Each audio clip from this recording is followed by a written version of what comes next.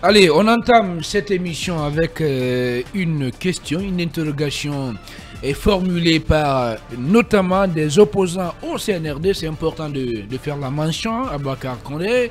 Et multiples voyages du colonel Mamadi Doumbouya à l'étranger, faut-il s'en inquiéter? Écoutez, oui et non à la fois. Oui, parce que moi j'estime que le président doit sortir du pays quand c'est nécessaire et quand c'est utile. C'est vrai, il est allé du côté de la Turquie, il a estimé que c'était utile. Il s'est fait représenter du côté de la Russie. Il est allé lui-même du côté des États-Unis. Et cette fois-ci, c'est lui-même qui a accepté de se déplacer pour aller en Arabie Saoudite. Utile ou pas, c'est pas trop, mais je pense que c'est l'argent encore qui sort. Non, attendez, il faut qu'on arrête ça à un moment donné. C'est important. Le président va quand même. Il y a une contrainte. Le président va pour défendre le pays, pour chercher des partenaires pour la Guinée. Il ne faut pas voir le diable partout à Bakar Condé. Ne soyez pas comme ses opposants. Condé. Nom de Dieu. Le président va participer à un sommet. Allez. Riyad, Afrique. Oui. C'est extrêmement important. Bénéfique pour la Guinée. Qu'on y soit. Bénéfique pour la Guinée. C'est important qu'on y soit en termes de représentation. Mais est-ce que sa présence, elle est-elle nécessaire? Oui, c'est nécessaire. Non. C'est nécessaire. Si c'est il se fait nécessaire. représenter du côté de Russie, il peut bien se faire aussi représenter du côté de l'Arabie Saoudite. Parce que ce sont les ministres. Le président est le premier diplomate d'un pays. On attendez, on ne peut pas quand même perdre notre temps là-dessus. Ne soyez pas comme ces opposants qui voient le diable partout. Il est allé pour chercher des partenaires nouveaux pour la Guinée, représenter notre pays. Où est le mal dans ça? Où est le mal? On est en train de vivre une transition. On sait que, comme on le dit souvent, on n'a pas un pouvoir d'achat aussi élargi, c'est-à-dire qu'on n'a pas d'argent. Oh là là. Le peu qu'on a, il faut savoir le maximiser, il faut savoir le rationaliser dans l'utilisation. Combien de personnes sont allées accompagner le président? On ne sait pas. Et combien cela va coûter? On ne sait pas. Est-ce que c'est que ça sort comme argent? On reçoit au moins 2/3 de ce qui va sortir. C'est une grosse question. Certes, on fait savoir que le ministre de l'économie a signé un contrat, c'est pas pour le financement d'un hôpital mère enfant du côté de Koya. Certes, mais moi je le dis encore une fois, les voyages, le voyage du président, ça doit être, il doit sortir quand c'est nécessaire. Mais quand c'est pas nécessaire, alors, je crois qu'il doit rester. Je vais relayer ça, ces explications. Non, j'ai pas fini. Ensuite, ce qui devait inquiéter davantage les Guinéens. Il y a des images que cela renvoie. Chaque fois que le président, il n'est pas le seul président de la transition dans la sous-région. On en a au Burkina, on en a au Mali, on vient de l'avoir quand on prend l'Union africaine, il y a du côté il y a aussi du Burkina. Il sort aujourd'hui, chaque fois qu'il est sorti, il oublie progressivement qu'il est militaire. Comment ça? Non, attendez, comment? Non, pourquoi? Non. Condé, s'il vous plaît. Burkina, ce n'est pas une obligation. Ibrahima Traoré est parti en Russie en treillis militaire. Attendez. Donc, il n'y a pas un choix. Il n'y a pas de débat. Alphonse, vous aurez vos temps de parole. Vous allez recadrer ce monsieur-là. Allez-y. Il dira ce qu'il pense. Ne vous inquiétez pas, on va le regarder très proprement dans cette émission. Aujourd'hui, polémique autour de cette sortie du président. Moi, je vois il y a des hypothèses qui se dégagent. La première hypothèse que je le dis encore, je maintiens, qu'il doit sortir quand c'est nécessaire. Et cette fois-ci, je crois que ça soit nécessaire qu'il sorte. Alors. Deuxièmement, c'est le fait de sortir, et cette fois-ci, toutes les sorties qu'il a effectuées, que ce soit du côté du Turquie, des États-Unis et de l'Arabie Saoudite, le président Doumbouya est sorti avec des textiles guinéens, il oublie progressivement qu'il est militaire. Et ça renvoie deux images. Encore deux Première image, c'est quelqu'un qui voudrait dire que, comme l'avait dit un autre, que je ne vais pas citer le nom, je peux aussi ôter cette tenue-là, redevenir civil, ou du moins, après cette transition, je vais peut-être démissionner de l'armée pour devenir civil. Je pense qu'il est important qui reste dans la tête militaire. Il est là pour une transition. Il reste dans cette posture du militaire qui est là pour la transition. Progressivement, depuis pratiquement 8 mois maintenant, le colonel Mamadi Doumbouya n'aiment pas porter la tenue. Alors nous, s'il vous plaît, qu'est-ce qu'il faut faire? Faites-nous savourer ces belles images du président, du colonel là, hein, vous qui nous regardez sur notre chaîne YouTube. Voilà. C'est bel homme là, qui fait la promotion. C'est un militaire. Qui fait la promotion de notre tenue. C'est un militaire. Allez, c'est un militaire. Alors, qui reste dans sa tenue. Bien, il en a marre de porter cette tenue militaire. Bien, merci. Qui nous le disent là alors. Alors nous en tout cas, je fais partie de ceux qui l'aiment comme ça. Alors, Mfali Lavogui, est-ce que c'est parce que nous sommes en transition qu'il faut être un peuple qui va se fermer à vase clos? Est-ce que c'est parce que nous sommes en transition qu'il ne faut pas aller à l'international à la recherche de nouvelles opportunités? Est-ce que c'est parce que nous sommes en transition qu'il ne faut pas travailler pour faire en sorte, n'est-ce pas, qu'il y ait ce qu'on appelle la création ou bien entendu d'un environnement qui est favorable aux investissements étrangers? Et mieux, quand le président, le colonel, je dis pas bien, je dis le colonel, c'est que je vais me faire taper ce matin dans cette émission, quand même explique, il donne les raisons qui l'ont amené à aller participer à ce forum, en disant que cette première édition offre à la Guinée, notre pays, des opportunités inestimables en termes de renforcement des relations diplomatiques, de coopération économique et sécuritaire. Est-ce que ça seulement ne devait pas suffire, bien entendu, à amener des Guinéens comme Abakar Condé à applaudir la sortie du colonel Mamadi Doumbouya à l'étranger? Oui, il faut dire que le président de la transition, colonel Mamadi Doumbouya, vous l'avez tantôt dit, il est chef de l'État, mais aussi il est le premier diplomate. Alors, s'il n'est pas le premier à vendre l'image de son pays à l'international, qui va le faire? Je crois qu'il est d'ailleurs de sa responsabilité donc de prendre part à ces sommets qui a, à mon avis, plusieurs enjeux. Enjeux diplomatiques dans la mesure où vous avez constaté dans la sous-région aujourd'hui, le président de la transition, il est en train de marquer des points. Parce que à toutes les rencontres où les présidents de la sous-région sont invités, que ce soit des présidents démocratiquement élus, que ce soit des présidents de la transition, Doumbouya, il est souvent invité. On a vu un peu partout. Ça, c'est un facteur important. Donc, ça veut dire aujourd'hui, il donne une certaine image par rapport... D'abord, c'est son image à lui. Il est crédible par rapport aux autres. Oui, non, laissez-moi finir. Non, laissez-moi finir. On va le laisser terminer.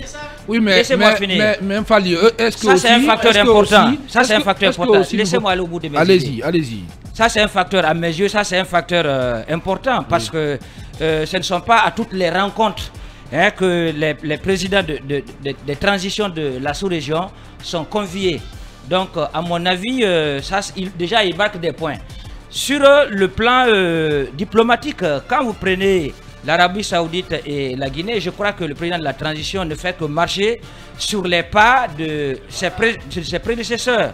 Dans la mesure où de Sékou Touré jusqu'à maintenant, l'Arabie Saoudite est toujours restée aux côtés de la Guinée, que ce soit sur le plan de développement, sur le plan de renforcement. Oui, vous prenez un peu la mosquée Faisal.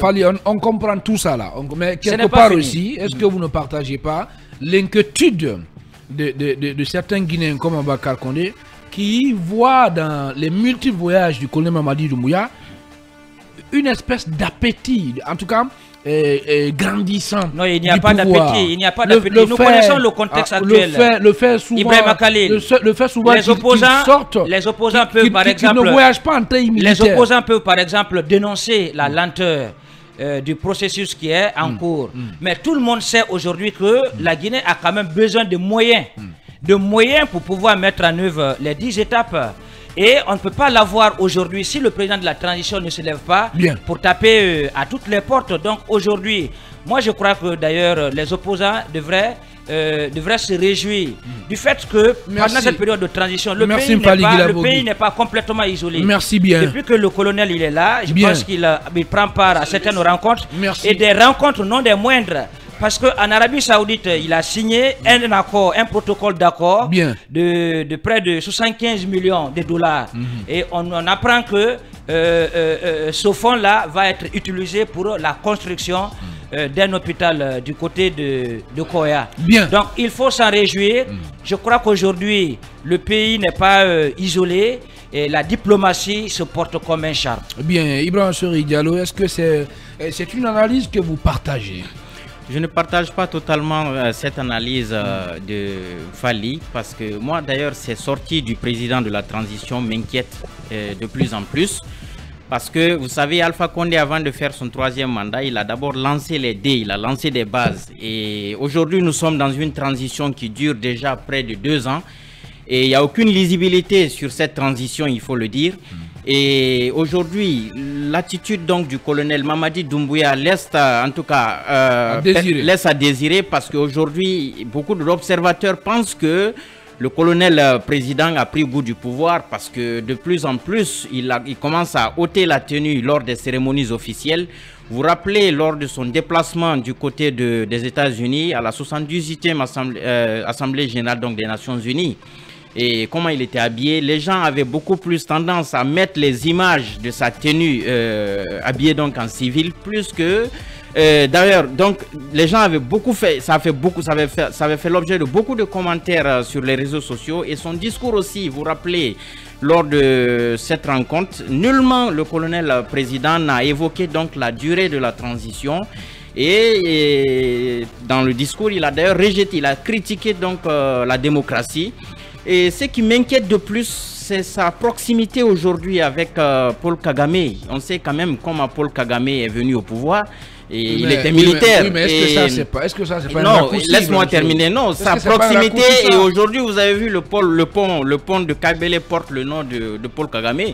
Paul Kagame d'ailleurs a fait une visite ici à Conakry. Et lors du sommet aussi de l'Arabie Saoudite Afrique, on a quand même vu la proximité encore avec le président du Kenya, le président Paul Kagame, pardon, du Rwanda, pardon. Donc aujourd'hui, ça m'inquiète. On a comme l'impression que le président de la transition aujourd'hui cherche une ouverture, essaie d'élargir son carnet d'adresses pour recueillir beaucoup plus de conseils, pour pouvoir justement planifier, en tout cas mettre en exécution une stratégie pour pouvoir durer autant que possible au pouvoir. Mais je pense que ce n'est pas la bonne manière. Aujourd'hui, le colonel, le président, les cadres ne manquent pas. Il a son ministre des Affaires étrangères qui est de Sangrio, qui sait très bien parler, qui communique très bien. Oui. Aujourd'hui, je pense que ce monsieur pouvait valablement le représenter lors de ce sommet, et peut-être pour davantage aider le pays d'ailleurs à bénéficier de cette rencontre, plus que le colonel président qui d'ailleurs parle très peu. On le sait très bien, c'est un monsieur qui est moins bavard. Et c'est par les actes qu'on voit sa présence plutôt que sa communication. Donc aujourd'hui, je pense que il aurait pu se faire représenter, comme l'ont fait d'ailleurs certains chefs d'État africains, par son ministre des Affaires étrangères, qui est un bon parleur. En fait, c'est que je ne suis pas... Je voudrais aussi, Khalil, pour terminer... C'est que je ne comprends pas, Ibrahim Sori Diallo. Oui. En fait, c'est... Où est le crime quand c'est le colonel, quand c'est le chef de l'État? On sait qu'il ne bénéficie pas du titre de président de la République puisqu'il n'a pas été élu, mais quand même c'est lui le chef de l'État, garant de la continuité de l'État. C'est le premier diplomate du pays. En quoi c'est un crime pour lui d'aller le représenter à un programme international? Je ne parle pas que de cette visite. Oui. J'ai cité un exemple, certains déplacements effectués donc par le président de la transition, ajoutés à ce déplacement de Riyad. Je pense que les attitudes aujourd'hui du président de la transition laissent croire que c'est un monsieur qui a quand même pris goût du pouvoir. Et aujourd'hui, il est venu en tant que... nous sommes dans un régime de transition. Rien n'est fait par le président de la transition pour un retour rapide à l'ordre constitutionnel. Et par ses actes, par ses habillements aujourd'hui, c'est comme si c'est un monsieur qui, je ne sais pas s'il est conseillé par les sapologues, parce qu'il y a un mouvement quand même de la sapologie. Il y a une cérémonie qui s'est tenue récemment. En tout cas, chaque jour que Dieu fait, c'est un monsieur qui montre des basins, qui s'habille en tant qu'on dirait un chef d'État. Et aujourd'hui, par les communiqués, merci beaucoup. Il faut quand même dire par les communiqués aujourd'hui de la présidence, qui l'attribue le titre de président de la République, alors que c'est un monsieur qui n'est pas venu quand même par les élections, il est venu par les armes. Bien. Et il doit savoir raison garder. et gérer la transition comme il se doit. Je le disais dans une précédente émission, c'est un jeune, il peut quand même organiser à bonne date ses élections et revenir encore se représenter au pouvoir comme l'a été le cas en Sierra Leone tout près ici. Merci, donc c'est le conseil que j'ai aujourd'hui à donner au colonel président, que j'apprécie d'ailleurs, mais qui n'est pas malheureusement sur la bonne voie. Alphonse Mara, est-ce que vous partagez aussi l'avis des gens comme moi qui estiment qu'il n'y a aucun mal pour le chef de l'État de faire la promotion du textile guinéen? Il n'y a aucun mal en cela. Et pour le moment, il y a un engagement qui a été pris au niveau de la CEDEAO en ce qui concerne le respect du délai de 2 ans. On en parlera dans la première partie de l'émission, plutôt dans la deuxième partie. Mais en quoi c'est mal? Pourquoi toutes ces agitations? Pourquoi ça cristallise autant les débats, l'accoutrement du chef de l'État? En fait, quand j'ai entendu Condé, mon frère, parler de la tenue du colonel, j'étais en train de prier pour que les artisans ne soient pas en train de suivre cette émission-là. Non, non. Pas quand même mon émission. Non, j'étais en train de prier pour que des artisans guinéens ne soient pas en train de suivre cette émission. Parce que ce qu'ils viennent de dire, c'est en fait remettre à l'eau la prière que ces gens ont portée depuis des années. Souvenez-vous que nos artisans ont prié des dieux ici, parce que je ne vais pas dire ils ont prié Dieu, ils ont remué terre et ciel pour que nos autorités acceptent de porter ce qu'ils font. Le Pouto, nos ministres, par complexe, portent le bonnet Hausa. C'est même devenu le phénomène de mode en Guinée. Dans le micro, oui. C'est aujourd'hui le colonel quand même qui remet à la mode le Pouto, parce qu'il le met à n'importe quelle cérémonie et en fait, il sort fièrement avec. Cette image-là, que ce soit en militaire ou en civil, c'est la prière qu'a formulée nos artisans depuis plusieurs années. J'aimerais que mes confrères évitent... Non, Alpha Condé a donné le ton pour le Kendli. Mais attention, personne n'a vu Alpha Condé à un forum international s'habiller ainsi. Attention, l'image qu'aujourd'hui Doumbouya renvoie, c'est en fait ce Guinéen-là qui porte l'identité et qui voyage avec. Sa rencontre hier avec les chefs d'État, il était en basin, bien brodé. Son déplacement, c'était dans le, comment on appelle, le Kolamakishio qui a le lépi, tissé au coton. Le Pouto qu'il porte, c'est l'identité de notre pays qu'il vend. Personne ne se plaint quand Déby se promène dans sa chemise blanche. Bien. Personne ne s'en plaint. Aujourd'hui, on devrait pouvoir poser le vrai débat. Qu'est-ce que le forum, cette rencontre va nous apporter? L'identité, la tenue qu'il porte, le style qu'il prend, n'est pas intéressant. Aujourd'hui, je me réjouis du fait que, pendant un conseil des ministres, par exemple, on a exigé que l'ensemble du gouvernement porte des tenues chez nous. Même si après, il est ressorti que beaucoup d'entre eux ne portaient pas les authentiques. Mais au moins, nos artisans peuvent aujourd'hui se dire que non, ils ont de quoi offrir à ce pays-là. On est en train de vendre une identité. Du côté du Burkina, le Faso d'Anfani est devenu une identité gouvernementale avant de devenir une identité nationale.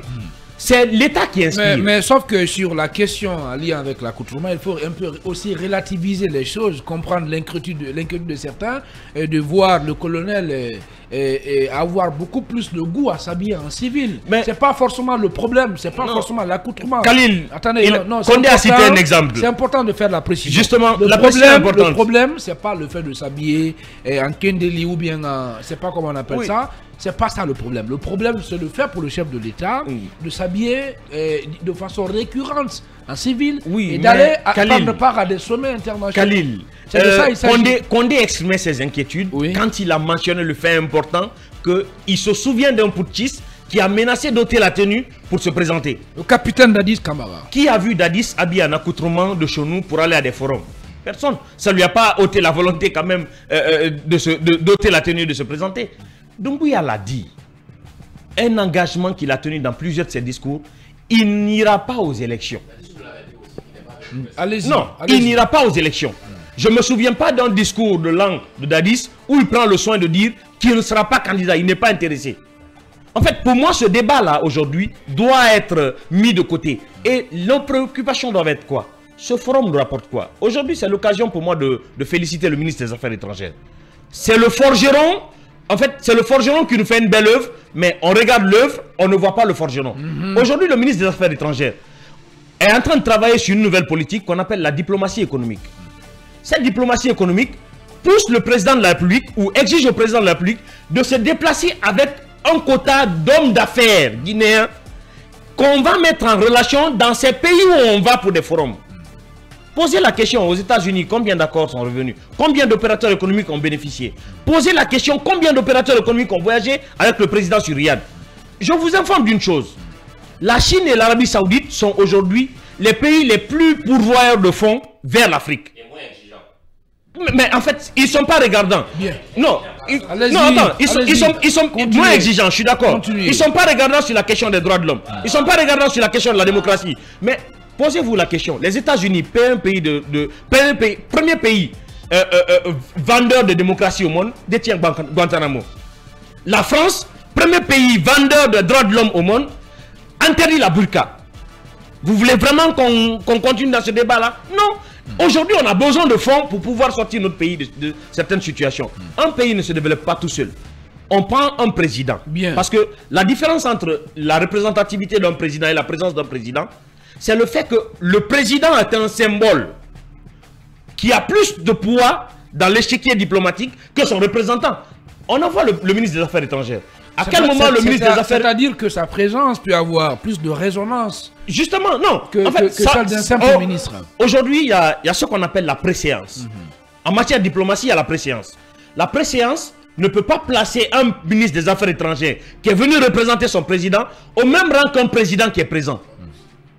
À quel moment on engage les discussions avec des gens occupés quand on n'a pas le président? Non. Aujourd'hui, ce que Doumbouya est capable d'apporter, parce que Doumbouya, je finis rapidement, il n'est pas capable de négocier tous les contrats. Mais sa présence permet à ceux avec qui on doit négocier les contrats d'écouter ceux qui sont venus l'accompagner. Mais avec le ministre des Affaires étrangères, ça aurait été des rendez-vous reportés. Mais aujourd'hui, on a quand même l'occasion de négocier directement. Il faut s'en réjouir. Mais pour ce qui est de... Il a ôté la tenue, il va aller aux élections. Ça doit être notre dernière inquiétude. Aujourd'hui, il y a des priorités en Guinée qui ne sont pas forcément ces élections-là. Les élections sont prioritaires. Mais il y a des urgences aujourd'hui en Guinée auxquelles il faut répondre. C'est là où vous tapez poteau. Non, je ne tape pas poteau. C'est là où vous tapez poteau. Non, je ne suis pas dans l'esprit du CNRD. Attention. Non. Attention. Non, allez, c'est important. Non, on va évoluer. Il y a des urgences aujourd'hui. Alphonse Mara. Alphonse Mara, si vous le permettez. Moi, je suis parfaitement d'accord avec vous que le pays doit vivre. Évidemment, c'est pas parce qu'on est en transition qu'on doit arrêter de vivre pour aller aux élections. Mais aussi, il ne faut pas perdre l'essentiel. L'essentiel, c'est le retour à l'ordre constitutionnel. Justement, c'est une priorité, mais ce n'est pas une urgence. Aujourd'hui, l'urgence, c'est le panier de la ménagère. La femme guinéenne qui va au marché. Faisons un micro-trottoir. Réalisons un micro-trottoir aujourd'hui. Les dames qui vont au marché, je vous jure, leur popote ne suffit plus. Parce que l'État n'a même pas les moyens. Et ce qu'on ne dit pas, en fait, aujourd'hui... C'est parce qu'on n'est pas gouverné. Justement, non, cette malgouvernance... On va évoluer. Merci beaucoup. Cette malgouvernance n'est pas du fait de la transition. Allez. Merci. Non, attention. Merci. C'est la seule transition dans laquelle les partenaires investissent aujourd'hui. S'il vous plaît. Allez, c'est la transition qui pourvoit le plus de fonds aujourd'hui. Voilà, bien, allez, une petite virgule, on se retrouve juste après. Merci encore de nous rejoindre sur Film Guinée au compte de Mirador Mix de 8h à 11h. Nous vous aidons, nous nous avertions à faire de vous les premiers et les mieux informés très rapidement. Et pour clore ce sujet avec vous, Ibrahim Koné et Mamadou Boyi, vous estimez, ben, on connaît déjà votre position par rapport à cette inquiétude-là, nourrie par certains Guinéens. Et voilà une inquiétude qui tourne autour d'une interrogation légitime que se posent certains. Est-ce que, eu égard aux multiples voyages du chef de l'État à l'étranger, est-ce qu'il faut s'en inquiéter rapidement en une minute? Ben écoute, on n'a pas besoin de s'en inquiéter. Quand on prend le pouvoir, on va plutôt s'en réjouir. Ben, beaucoup. Et chaque fois que le chef de l'État, le président Mamadi Doumbouya, quitte la Guinée pour un pays, il nous ramène beaucoup de fierté, il nous ramène beaucoup d'affaires. Et ce voyage de Riyad, il fallait s'attendre, il faut comprendre un peu l'histoire entre la Guinée et l'Arabie Saoudite. Elle ne date pas d'aujourd'hui. C'est ce qui m'aurait étonné que le président ne s'y rendait pas. Et au-delà de l'hôpital, ce qui est signé pour la construction de l'hôpital. Mais comprenez que Riyad investit beaucoup en République de Guinée. C'est un potentiel partenaire privilégié. Allez-y du côté de Kamsar. On ne pouvait pas ne pas aller. Et regardez ce sommet aujourd'hui. La qualité. Pratiquement tous les chefs d'État de l'Afrique de l'Ouest étaient là. Et cela a permis au colonel d'échanger les images en son foi, d'échanger avec ses homologues du continent. Alors pour moi, sortir sa tenue. Mais comme le disait tout à l'heure Alphonse, aujourd'hui on a CITA qui est organisé dans notre pays, où il y a 40 pays africains qui se trouvent en Guinée. Pour une première fois, 40 pays, pour parler du textile, pour parler de comment valoriser, donner de la valeur à nos tenues, et que le chef de l'État se permettait à voyager sans les tenues de chez nous, sans le kindeli, sans le chapeau, sans son boubou blanc. Et quand vous regardez l'image, pour moi c'est une fierté. Et il est identifiable, même quand on ouvre les yeux, on sait qu'il est là. Et quand il est là, on sait que la Guinée est présente.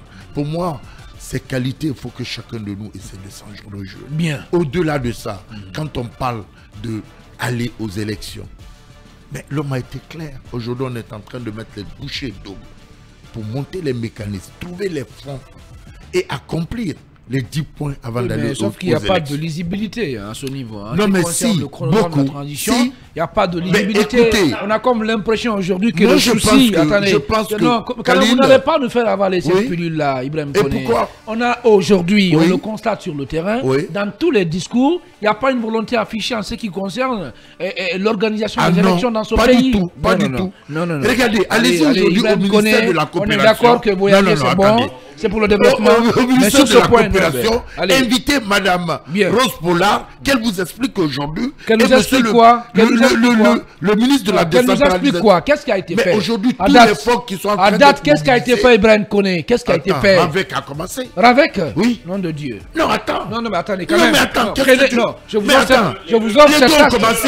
Prenez cette tasse. C'est passé. Non. Et aujourd'hui, il y a des mobilisations Ibrahim Koné. Non, Khalil, tu vas pas... Prenez cette petite tasse de café et vous allez vous calmer un peu, doyen. Pas du tout. Cher doyen. Non, pas du tout. Non, si, puisque on le sait, Khalil, sur le terrain, il n'y a aucune lisibilité, aucune. C'est toi qui à part le débat d'orientation constitutionnelle. Qu'est-ce qui a été fait?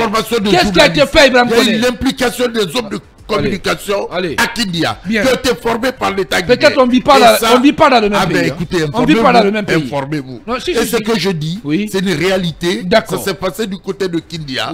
Et le ministre de la décentralisation était là. Il y a beaucoup de choses, beaucoup de travail qui est abattu. Comprenez que formation de journalistes. On ne parle pas aux élections en sautant. Vous me regardez dans les yeux. Je te regarde dans les yeux. Et on fait comme si personne ne nous écoutait. Formation de journalistes. Ça veut dire que le chronogramme est bien mis en œuvre. La sensibilisation qui doit commencer, que les gens doivent s'y mettre. Mamadou Boy, s'il vous plaît. Il faut qu'on ressente. Rectifiez ça, s'il vous plaît, Boy. Le peuple compte sur vous. Le peuple compte sur vous, Mamadou Boy. On sait quand même, il n'y a pas de volonté pour aller aux élections. C'est ça la vérité.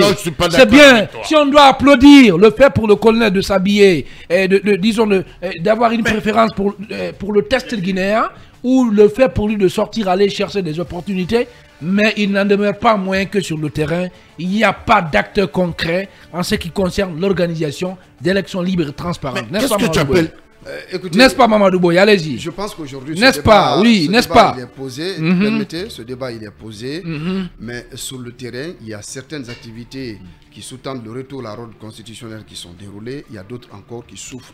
Voilà, c'est le statu quo, d'accord? Par rapport au RAVEC, le RAVEC, par exemple, sa mise en place sous-tendait qu'une loi soit, n'est-ce pas, votée au CNT dans ce sens, et cette loi a été récemment votée par le CNT. Par contre, il y a sur certains aspects où il y a, et ça traîne, ça il faut le souligner aussi. Maintenant, par rapport à ce sommet, par rapport à ce déplacement du chef de l'État, je pense qu'il y a deux enjeux majeurs. Vous avez d'abord un enjeu diplomatique, avec aujourd'hui la position géostratégique de l'Arabie Saoudite, les pétrodollars.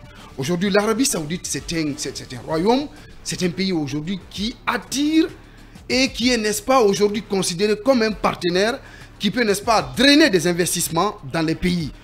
Vous prenez aujourd'hui Israël. Israël fait tout pour se rapprocher de l'Arabie Saoudite.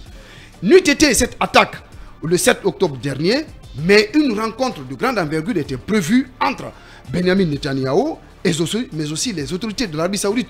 Donc même Israël, aujourd'hui qui est partenaire privilégié des États-Unis, cherche à se rapprocher de l'Arabie Saoudite. Donc je pense que sur le plan diplomatique, il était important quand même que le colonel Mamadi Doumbouya soit présent pour vendre l'image de la Guinée, mais aussi vendre les potentiels dont dispose la Guinée. Ça, c'est le premier enjeu.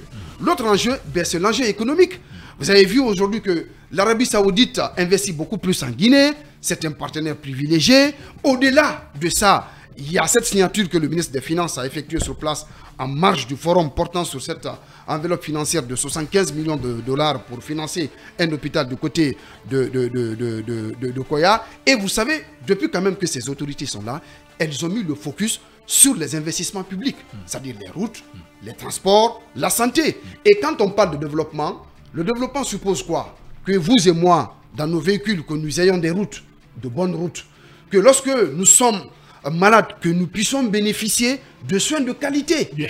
Que lorsque, par exemple, nous avons envie de nous déplacer de Conakry vers l'intérieur du pays, qu'il y ait un réseau routier adéquat. Aujourd'hui, vous prenez Conakry-Kindia, mais vous le faites, permettez-moi d'ironiser un peu, en 5 minutes.